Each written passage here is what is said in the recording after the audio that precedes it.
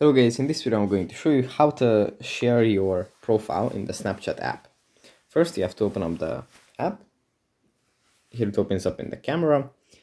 Now we have to go into the profile menu, and here in the top right corner there is a little share button which we can tap, and then just share our account either with either inside the app by tapping on send to, or we can share our profile through one of the apps below.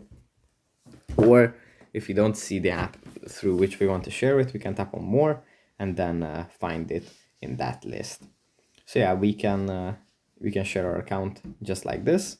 It's very easy, and yeah, I guess that's pretty much it for this video.